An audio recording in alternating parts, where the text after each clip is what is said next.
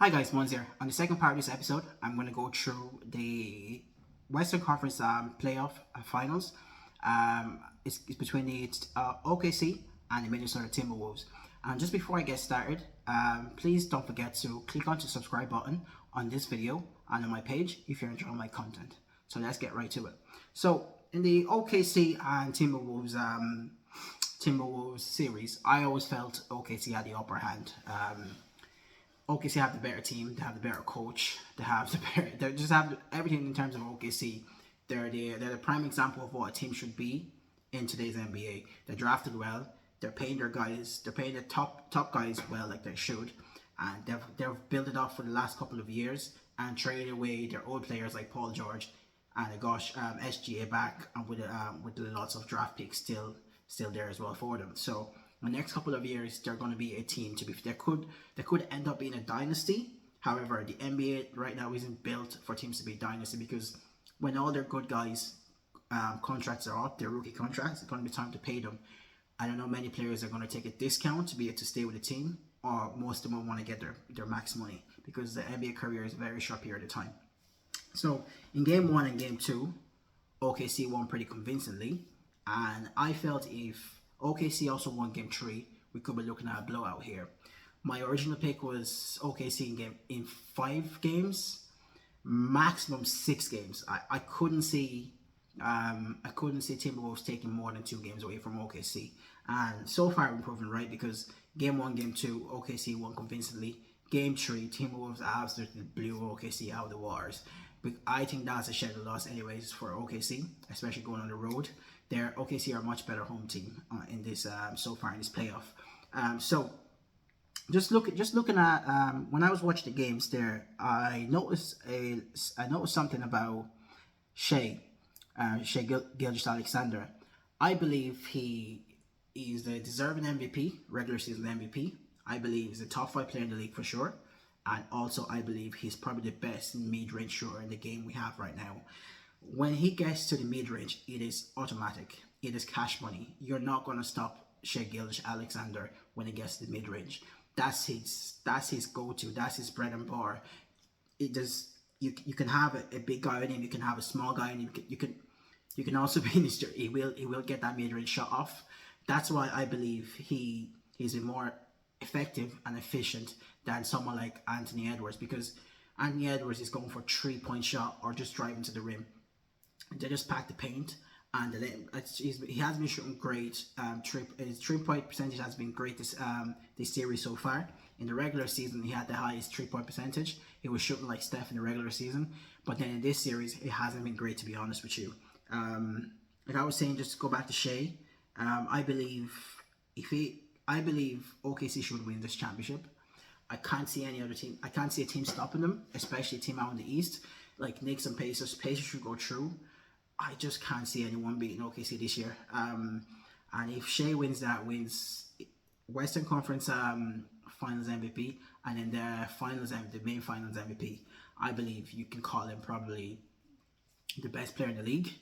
I know people don't want to see that because he doesn't play ethical hoops, because he's always foul baiting. He's always grabbing people's arms, trying to make sure they foul him. He's trying to he gets loads of calls from the ref.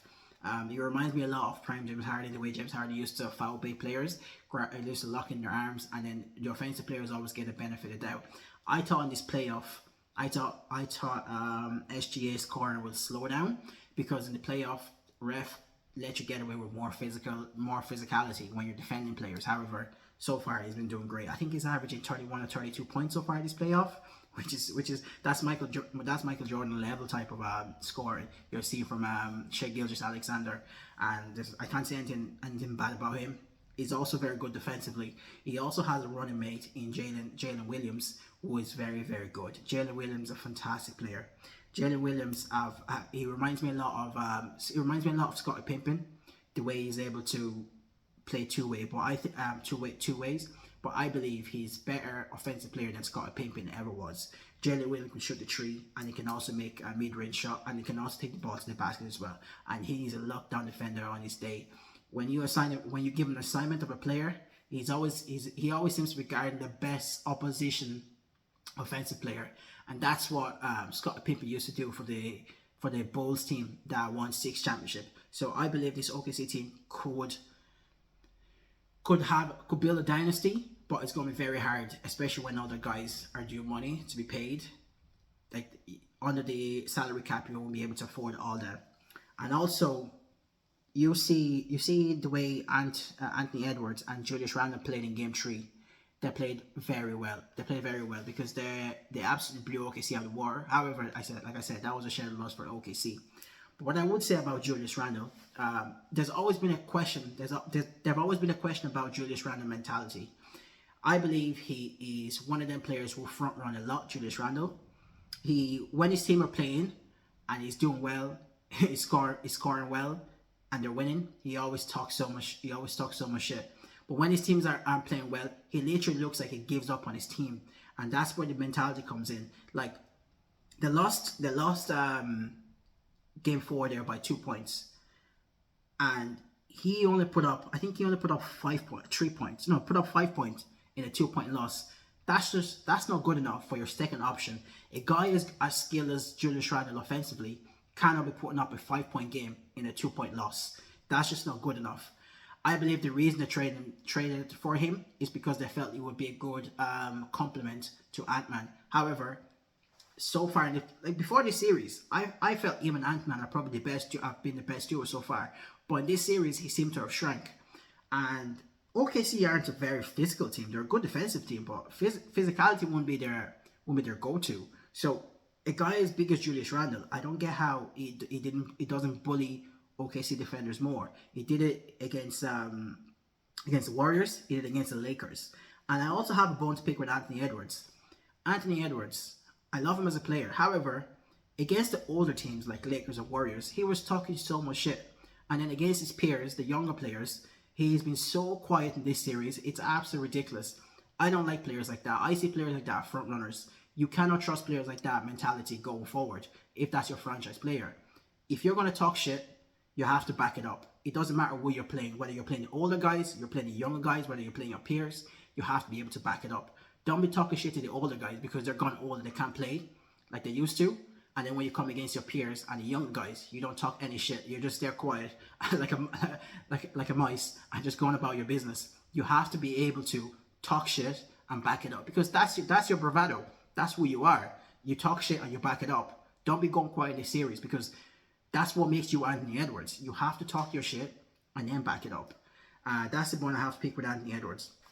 I see a lot of people online calling him a failure. Like, how can you be a failure at 23 years old? Anthony, like, I see a lot of people call Anthony Edwards a failure online. How can you be a failure at 23 years old and you've been to 2 conference finals that you weren't favorites to be? That's what I don't like a lot about the online NBA fans. They seem to, any type of player fails, they call him a failure. Like, Anthony Edwards is 23 years old. Not many 23 years old get their team to a conference finals or NBA finals. Probably, I think LeBron done it. I think Jason Tatum has done it as well.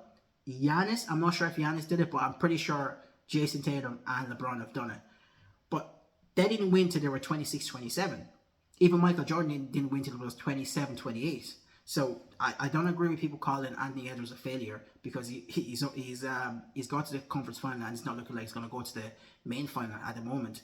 Give him time to grow. He's only 23 years old. He's going to work on his game. He's going to sharpen his tools. He will eventually get better. And I feel OKC need to put better players around him for him to be able to flourish more. Julius Randle as your second option, that's not going to get it done for me.